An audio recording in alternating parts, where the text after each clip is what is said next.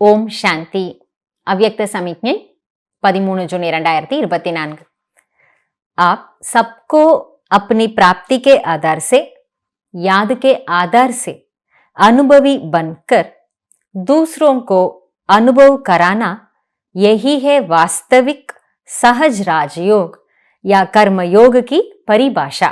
பாபா சொல்றாரு, நாம் அனைவருக்குமே நம்முடைய பிராப்திகளின் ஆதாரத்தின் மூலம், நினைவின் ஆதாரத்தின் மூலம் அனுபவசாலிகளாக ஆகி மற்றவர்களுக்கும் அனுபவத்தை ஏற்படுத்தி கொடுப்பதுவே உண்மையான சகஜ ராஜயோகம் அல்லது கர்ம யோகத்தின் விளக்கம் ஆகும்.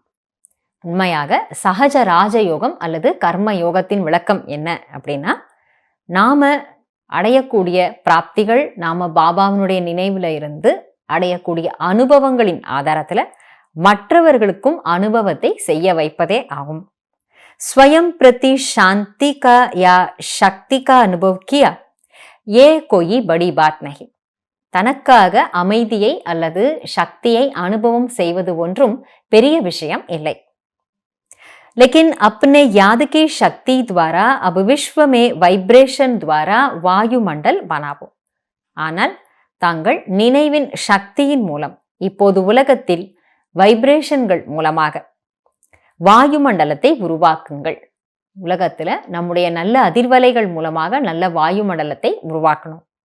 தப் கஹேங்கே நம்பர் 1 சஹஜ ராஜயோகி கர்மயோகி.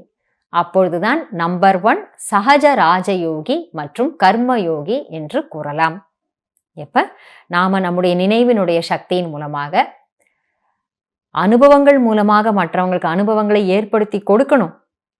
அது மட்டும் இல்லாம உலகத்திலே நாம நல்ல அதிர்வலைகளை பரப்பி நல்ல வாயுமண்டலத்தை உருவாக்கணும். அதுக்கு பாபாவினுடைய நினைவினுடைய சக்தி ஆதாரமாக இருக்கு.